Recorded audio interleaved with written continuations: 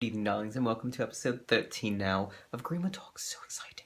So I just have the one question tonight, which is good because I really am interested in focusing on this because I actually might be able to sort of help more than normal because I've gone through something very similar to this.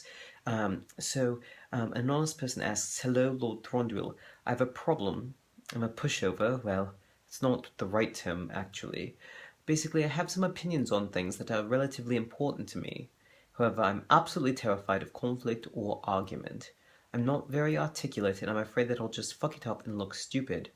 I'm also afraid that some of my ideas will make me lose friends. How can I become more assertive?" This is such an important question, I think, because everyone goes through some aspect of this in their life. Some people more than others, and some people all of this and some only part. But this is a really, really important question, and I hope that I can be useful in answering this. So,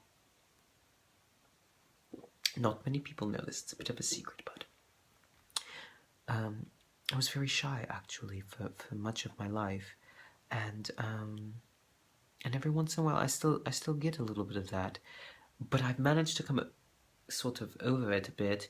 Um, my father, of course, was all about having these huge sort of festivities, and of course I was expected to talk from the age of about 2 or so in front of these large groups of people, and I was terrified, darling, absolutely terrified.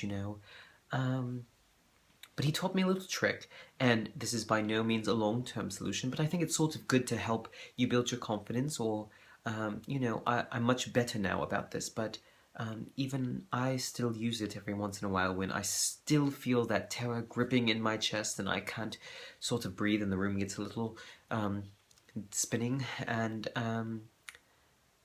you want to take a very deep breath.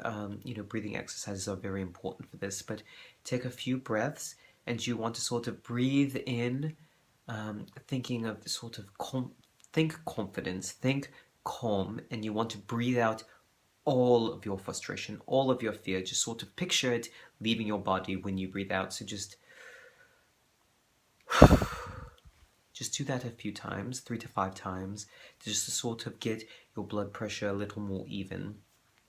And then picture yourself being the person who needs to deliver whatever the message is that you need to deliver, whether it's something as difficult as maybe some news about a breakup, or something as simple as disagreeing with your friend on what the best flavor of ice cream is. It doesn't matter. It can be something complicated or simple. The fear will grab you one way or the other, depending on how it is.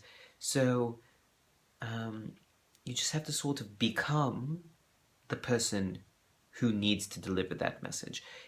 It's not you, and I think by making it not you, a lot of that fear goes away. And it's also important, and I think this is vital, that you know that even if you did everything absolutely right and you did everything every single person needed to be happy, there'd still be someone out there that's not going to like you for some reason or another. And that sounds absolutely frightening and terrifying right now, but it's actually very freeing when you sort of sit back and think about it, because I know I spent a lot of time when I was young trying to make sure that I made everyone happy. There's so many people out there, and I need to make sure that everyone is at least somewhat enjoying what it is that I'm presenting to the world, and that everyone likes me. And you can't. By doing that, you're breaking yourself apart. You're not being genuine, and as soon as someone finds that out, they don't like you for it. So it's better for you in the long run, even though it's dreadfully terrifying now, to just be yourself. And it's very difficult, particularly when you start out. So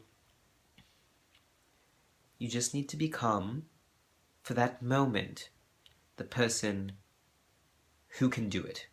And that sounds so foreign and undoable, perhaps, but you can do it. It's just a mask. It's just a moment that you put that on. And then when you're done, you can take it back off and be your authentic 100% self, which may be a terrified person, but just for that short period of time, you just become the other person. And I'm making it sound simple, and I know that it's not. It took me very long to be able to sort of perfect that, um, but it's entirely possible to do. So I'm trying to think of a scenario that perhaps would be useful. Um,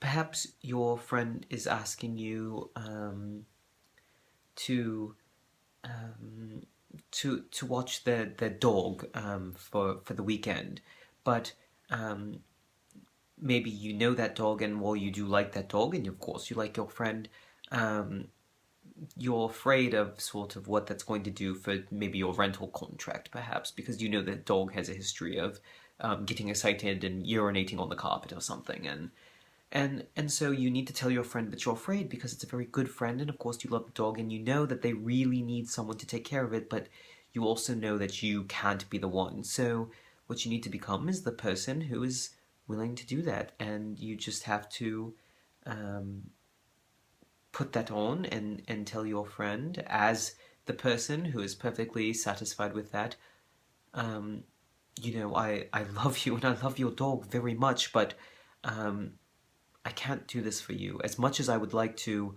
I am not capable right now of taking care of it. And it's nothing against you, it's nothing against your dog. It's just I'm not capable of taking that responsibility right now. And I'm happy to help you find someone that will, but if there's any way that we can find you someone else, I'm sorry, but can we do that instead? And it can be that simple. You can be willing to help them. You can offer that help, and you don't have to, of course. And of course, making sure that you sort of let them know that it's what you are capable of, what you're comfortable with. And it's fine to say I'm not comfortable with taking care of your pet, or of it. I mean, it can be anything, darling. Just let them know where you're at. And I think even if it's something your friend doesn't want to hear, a lot of times the fact that you're willing to communicate your true feelings on the matter, and that you're willing to help out with sort of facilitating that communication, particularly if you're the sort of person that's been holding back a lot. While sometimes it's difficult at first, I think in the long run people tend to appreciate that, because they may not have known all this time that they're doing something that either you don't like or approve of, and I think it's very freeing for you, and it really does deepen a bond between you and another person. So it's frightening, and there is of course a small chance that you may lose some friends, but I think in the long term, the people that will leave you for your own opinions on, they're not the people that you should bother wasting your time on. And it sounds very cruel of me, I know, and I've mentioned things like this before, but um, life is too short to spend your time investing in someone who isn't willing to invest the proper time into you. So um, if there's a particular situation you need help sort of conveying to another person, by all means, message me again about the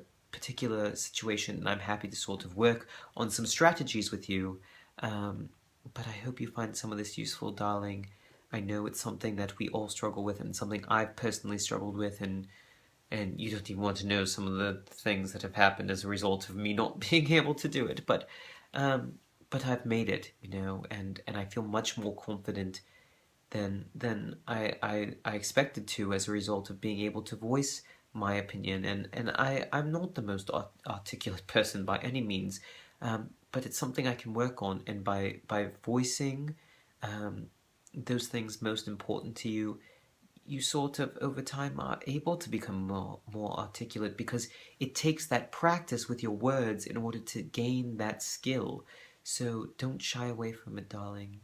Just take a deep breath and just take that dive, because in the long run it's going to feel so much better. So cheers and ta-ta.